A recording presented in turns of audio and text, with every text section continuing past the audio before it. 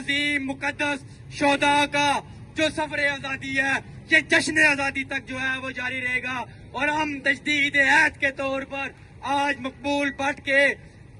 But کی اور یاسین ملک کی اس لازوال قربانی کو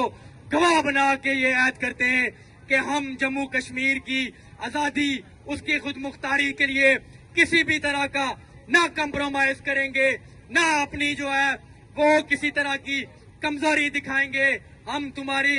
جبر کا سامنا کرنے کے لیے بھی تیار ہیں، ہم تمہاری جیلوں کو بھی جو ہے وہ دیکھ چکے ہیں، لیکن ہم یہ پاور کروانا چاہتے ہیں کہ ریاست کے لوگ جو ہے وہ باوقار لوگ ہیں۔ جموں کشمیر لبریشن فرنٹ اور یہاں کی تمام آزادی پسند قوتیں، ان کا تعلق کسی بھی سیاسی جماعت سے ہو، کسی بھی نظریاتی جماعت سے ہو، ہم ایک ہیں، ہمارا نظریہ ایک ہے، ہماری سوچ ایک ہے۔ ہاں وقتی، لیکن جموں کشمیر لبریشن فرنٹ نے ہمیشہ اپنے عمل سے ثابت کیا کہ وہ ریاست کے لوگوں کے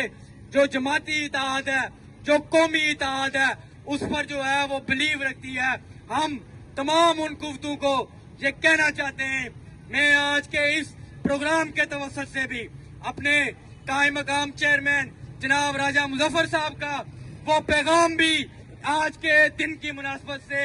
اقوام عالم اور ریاست کے آر پار گلگت بلتستان اور جو ہمارے بیرون ملک کشمیری آباد ہیں ان کو بھی یہ ہم پیغام دیتے ہیں کہ اتحاد جموں کشمیر لبریشن فرنٹ کی وحدت کے ساتھ جو ہے وہ جڑا ہے۔ ہمیں اپنے ان گروہوں سے، اپنے ان چھوٹے چھوٹے جو ہے وہ اختلافات کو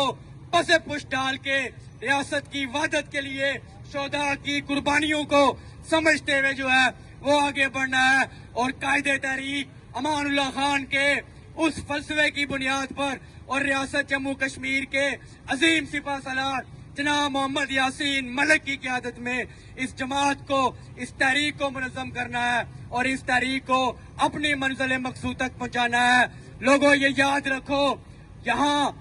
دنیا تک یہ واضح پیغام پہنچانا چاہتے ہیں کہ ہم یہ مطالبہ کرتے ہیں کہ مقبول بٹ کا جو جسد خاکی ہے، افضل گرو کا جو جسد خاکی ہے، وہ فی الفور کشمیری قوم کے حوالے کیا جائے۔ جموں کشمیر لبریشن فرنٹ واضح طور پر اپنے روڈ میپ کی بنیاد پر یہ مطالبہ رکھتا ہے کہ ریاست کے اندر سے جو ہے وہ فوجی قبضہ جو ہے اس کا خاتمہ کیا جائے، تمام غیر ملکی قابض افواج جو ہے ان کا انخلا عمل میں لایا جائے، ریاست کی وحدت کو قائم کیا جائے اور ریاست کو ایک آزاد، باوقار، خود مختار، خوشحال اور اپنے وسائل پر اپنے